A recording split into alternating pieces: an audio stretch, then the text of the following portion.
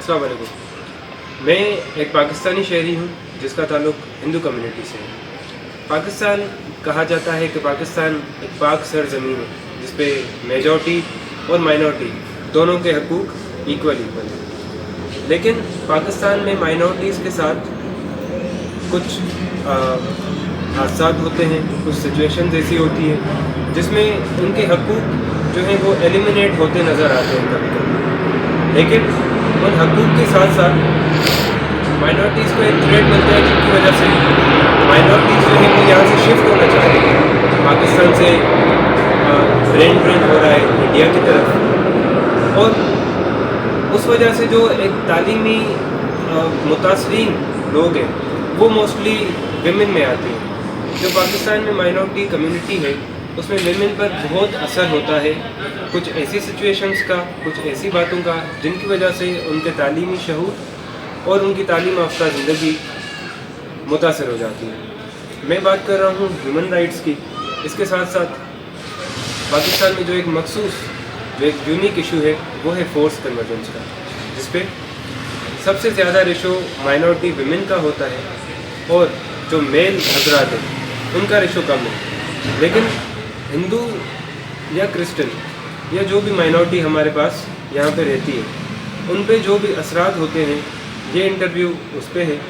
और इस वक्त जो मेरे गेस्ट हैं वो पाकिस्तान सोशल एक्टिविस्ट भी हैं, ह्यूमन राइट्स के लिए भी काम करते हैं। थैंक यू मिस्टर रूप, बहुत शुक्रिया आपका, आपने जो है मैनेज किया। सबसे पहले मेरा जो सफ़र हुआ था वो यूँ हुआ था कि 2012 में एक बिल्कुल मातेलो की लड़की है रेखल कुमारी, उसको जो है फोर्सली जो है वो कन्वर्ट किया गया देखिए, क्योंकि वो तो एक इंटरनेशनल इशू हो गया था।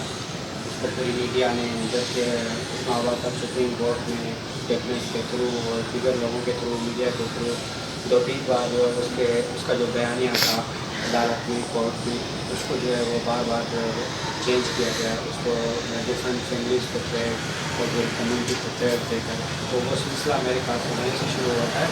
उसके बाद बैंकल से लेकर आज तक डान की रिपोर्ट और national commission justice and peace HRC की रिपोर्ट के मुताबिक आज तक हज़ारों से ऊपर जो है लड़कियाँ जो माइनर हैं, जो अंडर 18 हैं, जो 18 साल से कम, उन लड़कियों को जो टारगेट किया जाता है और उनको एक फोर्स कन्वर्जन किया जाता है। अच्छा कुमार साहब, मुझे बताएं कि फोर्स कन्वर्जन को हम किस तरह लोगों तक पहुँचा सकते हैं कि ये असल में चीज़ क्या है फोर्स कन्वर्जन को? देखें, फोर्स एक सीधा लफ्ज़ है फोर्स। अगर मैं आपसे कोई ज़ोरिए छीन के चीज़ ले रहा हूँ तो ये फोर्स है, ठीक है ना। मतलब मेरी खुशी के बगैर, मेरी मर्ज़ी के खिलाफ जो चीज़ हो रही है, चाहे वो मेरी बहन हो या मैं हूँ या आप हों, मतलब मेरी मर्ज़ी के ख़िलाफ़ जो भी चीज़ हो रही है वो मतलब फोर्स नहीं है, ठीक है। केस देखा हो जिसका वाकई एक इम्पेक्ट पड़ा हो उस कम्युनिटी पे, उस माशरे पे? देखें, सबसे पहले तो ये कि मुआशरे पे एक बड़ा असर मतलब पड़ता है, क्योंकि हम एक कंजस्टेड मुआशरे में रहते हैं। जैसे मैं अपनी जो खासतौर पर फैमिलीज़ की बात करूँ, एक तो ये है कि क्योंकि हमने हिंदुज़म में ये होता है कि हम अपने रिलेटिव में शादी नहीं करते, अपने कज़न्स और अपने मतलब नज़दीकी जो रिश्तेदार उनमें शादी नहीं करते। हम दूर दराज का कोई होता है रिश्तेदार, उससे हम शादी करते हैं। तो हमारे माशरे की एक सेटअप, एक हरारकी बनी होती है कि ये हमारा माशरा। अगर किसी घर में, किसी मोहल्ले में अगर किसी की लड़की फोर्स कन्वर्जन हो जाती है, चाहे वो छोटी हो या बड़ी हो, चाहे वो किडनैप की गई हो या किसी भी तरह की कोई भी इस तरह की बात होती है, तो उसकी पूरी फैमिली इफेक्ट होती है। फैमिली कैसे इफेक्ट होती है कि उसकी जो दीगर जो बहनें होती हैं उनका रिश्ते के लिए जो है माशरे में बड़ा मसला है। उसमें ये है कि हमारा हिंदुज़म का जो हमारा अपना माशरा है वही उनको नहीं अपनाता, मतलब उसको गलत नज़र से देखता है।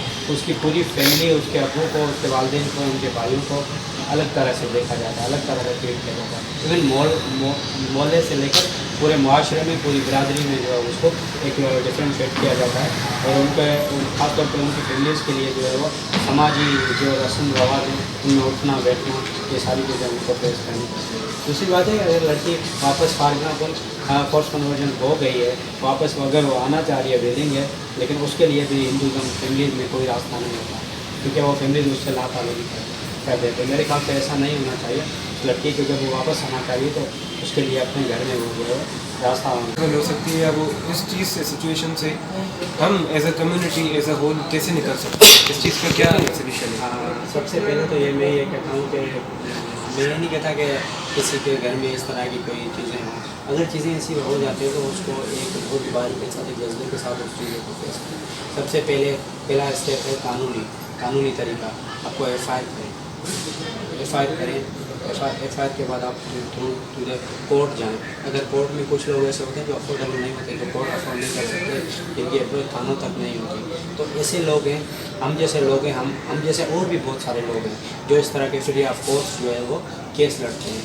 ان سے رجوع کریں, ہم سے رجوع کریں, ہم ان کو جو لیگل ایڈ پرووائڈ کریں گے. اگر وہ کیس ریئل ہے, ساری چیزیں ہیں, تو ہم اس کو لیگل پرووائڈ کریں گے. تو قانونی طریقہ ہے. یہ نہیں ہے کہ ہم بعض لوگ ہمارے کمیونٹی میں بہت یہ ہوتا ہے کہ ہم ہندو ہیں, ہم کیا کر سکتے ہیں. بھائی آپ اس ملک کے شہری ہیں. قائد اعظم کی 11 اگست کی جو اسپیچ ہے اس میں قائد اعظم جو ایکول سٹیزن کی بات کرتا ہے, تو we are not minority, we are equal citizen, we are son of soil. میں اس انٹرویو کو کنکلوڈ کرنا چاہوں گا. میں یہ کہنا چاہوں گا کہ سب سے پہلے ہمیں اپنی مائنورٹی ویمن کو تعلیم دینی چاہیے اور ان میں شعور لانا چاہیے. اس کے علاوہ ان کو اپنے حقوق کے لیے لڑنا سکھایا جائے. ان کو یہ بتایا جائے کہ ان کے حقوق کیا کیا ہیں, کیونکہ ہمارے سوسائٹی میں جو وکٹمائزڈ گروپ ہے وہ ہے ہماری عورتیں. اس کے بعد گورنمنٹ کا جو سب سے بڑا رول ہے وہ یہ ہے کہ جو وکٹمائزڈ فیملی ہے, جن کے بیٹی فورس کنورژن کے تھرو وکٹمائزڈ ہو رہی ہے, وہ گورنمنٹ کا یہ رول ہے کہ اس فیملی کو فل سپورٹ دی جائے اور ان کو سیکیورٹی پرووائڈ کی جائے, جس میں معاشرہ جو ہے اس فیملی کو ایکسٹینڈ کرنے کی کوشش کرتا ہے یا اس فیملی سے تعلقات ختم کرنے کی کوشش کرتا ہے. تو اس معاشرے کو یہ چاہیے کہ اس فیملی کو کمپلیٹ سپورٹ دے, اس فیملی کو ایموشنلی سپورٹ دے اور اس فیملی کو قانونی طور پہ لڑنے کی ہمت دے. شکریہ.